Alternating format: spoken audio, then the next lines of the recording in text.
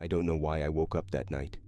Maybe it was the rain tapping against my window, or the distant growl of thunder rolling across the sky. But something felt off.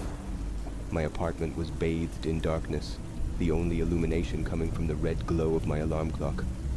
3 a.m., the witching hour. I rolled over, trying to shake the uneasy feeling twisting in my gut. Then I heard it, a soft, rhythmic tapping. At first, I thought it was just the rain, but the sound was too deliberate, too measured. It was coming from my front door. I froze. My heart thumped in my chest, like a trapped bird. No one in their right mind would be knocking at this hour. I debated ignoring it, pretending I wasn't home, but something compelled me to move. I slid out of bed, my bare feet soundless on the floor, and crept toward the door. The hallway was eerily silent, save for the occasional creak of the old wood beneath me. The tapping continued. 3 soft raps, a pause, then 3 more. I pressed my eye to the peephole, expecting, hoping, to see nothing but an empty hallway. But someone was there. A woman stood motionless just beyond the door, her face obscured by the dim lighting of the corridor. Her long dark hair clung to her pale skin, wet from the rain. She wore a thin white nightgown, the fabric soaked and clinging to her body. But it wasn't her soaked appearance that made my stomach clench. It was the way she stood, perfectly still, her head slightly tilted to one side, as if listening, as if she knew I was watching. A chill ran down my spine. "Hello?" My voice came out hoarse, barely above a whisper. The woman didn't respond. She didn't even flinch. I swallowed hard, my fingers tightening around the doorknob. My mind raced with possibilities. Was she lost, hurt, needing help? But then, why wasn't she speaking? I checked the deadbolt, still locked. My fingers hovered over it, hesitating. Then she moved. Her head jerked to the side, unnaturally fast, her ear nearly touching her shoulder. My stomach twisted in revulsion. Slowly, she raised one hand and pressed her palm flat against the wood of the door. Tap, tap, tap. I stumbled back, my breath caught in my throat. My gut screamed at me to turn away, to get back in bed and pretend I never woke up. But then she spoke. "Let me in." Her voice was wrong, hollow, like it was coming from somewhere distant, an echo carried on the wind. I stepped back further, every nerve in my body screaming to run. The air in the apartment felt heavy, pressing against my chest. I shook my head, forcing my voice to stay steady. "Who are you?" Another long pause. Then, a sound that turned my blood to ice. She laughed. It started as a quiet chuckle, but it grew, warping into something inhuman, a garbled, gurgling noise that made my skin crawl. The laugh twisted into a sob, then back into laughter, as if she couldn't decide which emotion to settle on.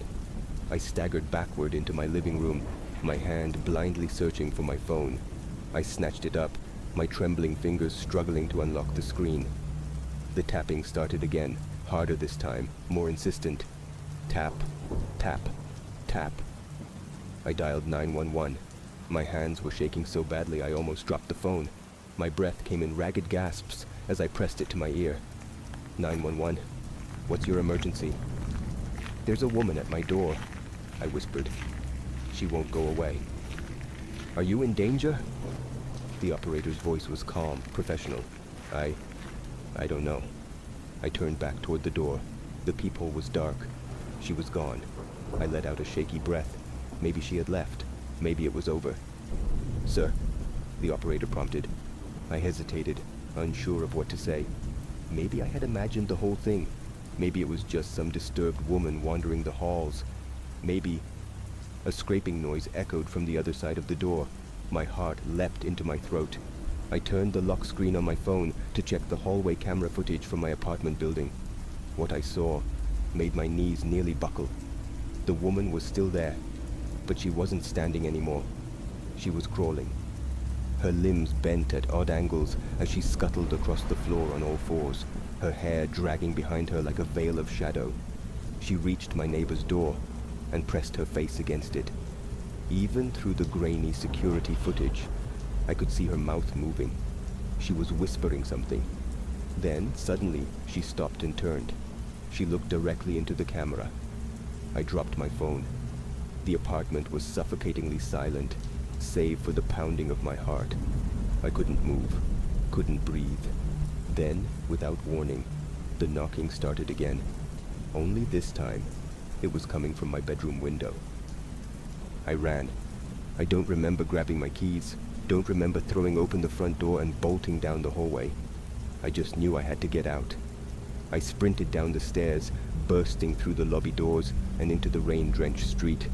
I didn't stop running until I reached the all-night diner 2 blocks away, collapsing into a booth, my body trembling with adrenaline. I stayed there until the sun rose, too afraid to go back. When I finally did return to my apartment, daylight pouring through the windows, I expected some evidence of what had happened. A note, a footprint, something. But there was nothing.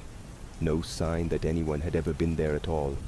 The only thing out of place was my phone, still lying where I had dropped it. The screen was cracked, but the footage remained. I replayed it, hoping, praying I had imagined it all. But when I got to the part where she turned toward the camera, I noticed something I hadn't before. Just before the footage cut off, she mouthed 3 words. "See you soon."